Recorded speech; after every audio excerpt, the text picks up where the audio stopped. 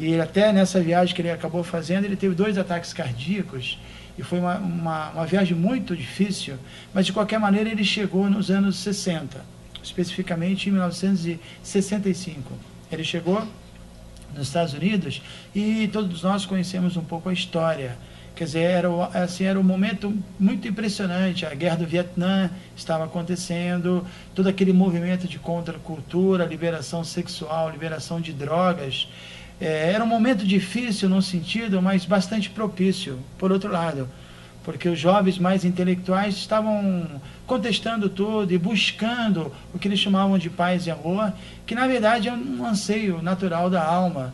A paz e o amor, que na verdade são conceitos muito profundos e até espirituais. Então veja bem, um velho com 70 anos de idade, com $7, sem nenhum endereço, sem saber se ia para a direita, se ia para a esquerda, num mundo completamente diferente, um mundo materialista, um mundo altamente capitalista, e uma figura completamente diferente. Um velho com a cabeça raspada, com esse tipo de veste, né? O primeiro que chegou no Ocidente dessa maneira, um indiano. Então ele chegou e teve um início muito difícil, até conseguir onde ficar. Ele acabou dormindo com pessoas muito estranhas, pessoas drogadas, num bairro sinistro, toda uma história realmente interessante. Mas sem dinheiro, sem nenhum patrono, mas com uma força espiritual ilimitada, com uma fé em Deus, com uma energia, uma potência espiritual muito forte. E assim, gradualmente, ele foi fazendo contato com algumas pessoas. A história conta que ele foi no Central Park, e onde toda a juventude americana estava lá, reunida praticamente, contestando tudo. E buscando a paz, o amor, buscando uma alternativa de vida, completamente insatisfeita com a educação material, com a guerra, Vietnã, com toda a situação capitalista. E ele então, com o conhecimento espiritual que tinha, começou a dar essa alternativa de vida espiritual, uma busca de valores diferentes, uma substituição de valores, né? E principalmente ele trouxe na bagagem assim, virtual dele o mantra Hare Krishna, que foi o grande instrumento de atração para os jovens. Ele pegou aquele símbolozinho de mão, que nós chamamos de karata lá, e começou a cantar lá no Central Park, e aquela figura impressionante, completamente em transe, com a mente fixa na vibração espiritual, começou a cantar, e os jovens se reuniram em torno dele, ele com os olhos fechados cantando Hare Krishna, e quando ele abre os olhos, ele viu assim, dezenas de jovens de mãos dadas, dançando, fazendo uma roda, e alguns até levantando os braços, exatamente como na Índia, colocando um pé para lá, outra perna para cá, dançando do jeito que se dança na Índia. Ele ficou muito impressionado e naquele momento ele entendeu que a missão dele ia ser bem sucedida, porque esse cantar do nome de Deus, essa glorificação, especialmente o Hare Krishna Mahamantra, ele está dentro de todo mundo, né? Ele é um canto eterno, que inclusive é cantado no mundo espiritual. Então isso toca o coração das pessoas mais sensíveis. E naquele momento os jovens estavam bem solícitos e abertos. E aí ele começou a explicar a vibração sonora espiritual, o significado de Hare, de Krishna, de Rama, e a ideia de se praticar uma vida espiritual, uma vida disciplinada. Então ele trouxe uma alternativa. As pessoas queriam uma alternativa, queriam uma saída, mas ninguém tinha nenhuma base. E ele trouxe essa base, o conhecimento védico. Então, ele é um guru genuíno.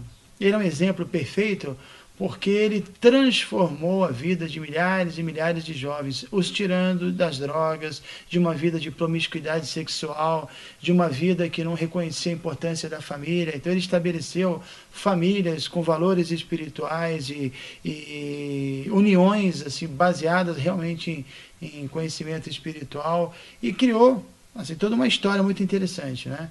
Então eu dou o exemplo de Prabhupada sempre, porque até hoje ele deixou uma literatura muito volumosa, e até hoje os livros dele atraem as pessoas e solucionam infinitos problemas e servem como base para pessoas do mundo todo.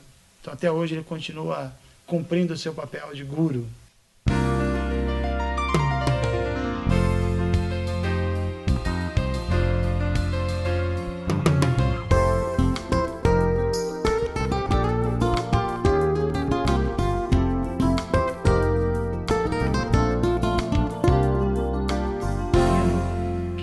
completamente misericordiosa, bondosa e sempre envolve os devotos e coloca os devotos em sintonia espiritual, é a Narada, que é Hara.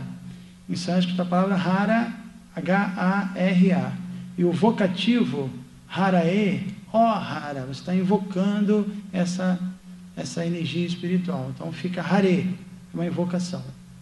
E quando nós cantamos esse Hare Krishna Mahamantra, nós estamos então invocando a misericórdia do aspecto feminino, porque o aspecto feminino tem essa característica, né, de compaixão, de bondade, de misericórdia, a mãe divina. E a maneira de pronunciar Hare é uma invocação, é o vocativo. Nós podemos ver que no Mahamantra o nome de Krishna aparece 4 vezes, né? Hare Krishna, Krishna Krishna, Hare Hare. E o nome de Radha aparece 8 vezes, que é Hare Krishna, Krishna Krishna, Hare Hare, Hare Rama, Rama Rama, Hare Hare. Então esse aspecto feminino de Deus, Hare ou Radha, quando nos conecta com Deus, Krishna, aí surge essa outra palavrinha, que é Rama, que é o prazer espiritual. Porque todos nós buscamos prazer. Isso é inevitável. A alma, a entidade viva, ela o tempo todo ela quer prazer. Isso é explicado, por exemplo, no Vedanta Sutta, que diz Ananda Maya Bhyasat. É um aforismo que explica que tudo que nós fazemos, ou nesse mundo, ou no mundo espiritual, não importa onde, nós fazemos em busca de Ananda, que é o prazer do sentido espiritual, que geralmente é traduzido como bem-aventurança. Quer dizer, esse bem-estar espiritual. Isso é Ananda. Então, Ananda Maya Bhyasat. Nós estamos sempre procurando por Ananda. Nesse mundo material, como a nossa situação é artificial, nós conseguimos experimentar um pouquinho desse prazer, um pouquinho dessa Ananda, mas é um sentimento temporário, né? Um sentimento até ilusório. Um exemplo simples que podemos dar, estamos aqui com o ar-condicionado ligado e o barulho até incomodava um pouco, o que é natural. Aí quando desligou, sentimos um prazer, não foi? Uma sensação boa, de alívio, de prazer. Então, na verdade, muitas vezes nós aqui nesse mundo confundimos o alívio do sofrimento com prazer. Tem aquele famoso exemplo da tortura chinesa, que a pessoa é amarrada numa cadeira e é colocada, mergulhada dentro da água, e ela fica numa situação muito ruim, quase morrendo sufocada, e no momento final ela é retirada. Aí ela sai da água, daquele sufoco, e sente uma felicidade indescritível, né? Porque ela estava com muita ansiedade.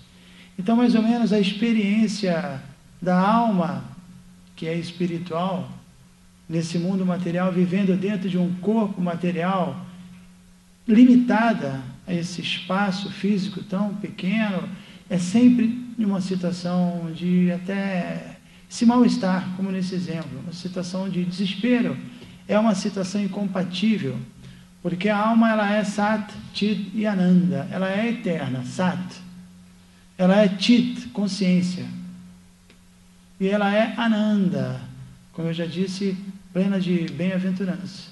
E quando a alma está presa dentro desse corpo, esse corpo não é mais Sat, eterno, ele é Asat, temporário. E também, dentro desse corpo, nós perdemos Chit, a consciência plena, e ficamos tentando entender as coisas, sempre perplexos e não entendendo, na verdade, nem o funcionamento material das coisas, o que dizer as coisas mais sutis e elevadas, né?